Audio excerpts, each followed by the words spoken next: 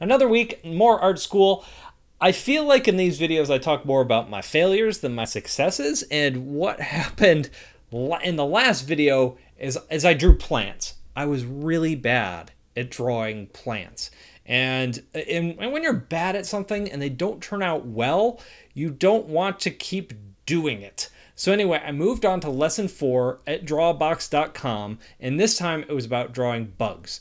And confession time, I didn't work on it at all last week. It wasn't until Tuesday, or maybe it was Monday after I posted my video this week, where I thought, oh, I need to draw. So I'm glad I'm doing these videos, because I think because I was so bad at the plants, I lost a lot of momentum and I just stopped working on stuff for a week. And what's kept me honest and kept me moving was saying, oh, I have to make a video about it this week. So I guess that was my master plan all along. I thought, well, if I say it publicly and actually have like these steps along the way where I do updates, that will actually force me to do it. And lo and behold, it's working. So this week I took on lesson 4 and I started drawing bugs. And it turns out I really like drawing bugs. I don't know what it is about it, but I think it was the two-dimensionalness of the leaves. That's the wrong word, because leaves are in 3 dimensions. But because it's a flat surface and it bends, it's harder for me to kind of wrap my head around leaves and how they work, especially when you're drawing a plant. There's just a lot of leaves and a lot of things interconnecting. With bugs, it's kind of just a series of circles that you're adding lines to, and I just found that to be so much easier, and immediately I just took to it and started enjoying it. The thing I've been running into is this. I've been drawing with these Sharpie pens, and I'm used to drawing digitally. And there's a reason why he has you drawing with Sharpies, because he wants you to make every line count. He doesn't want you to just start drawing, which tends to be what I do. I just start thinking, okay, let's put a circle here, let's put a line here, and then I kind of scribble out the shape of my character. I think a lot of times my sketches with pencil are so ugly, and part of the reason why is because I sketch the way a sculptor sculpts. A sculptor takes clay and just starts adding it to areas and seeing how things add up. I do the same thing with pencil lines when I'm drawing.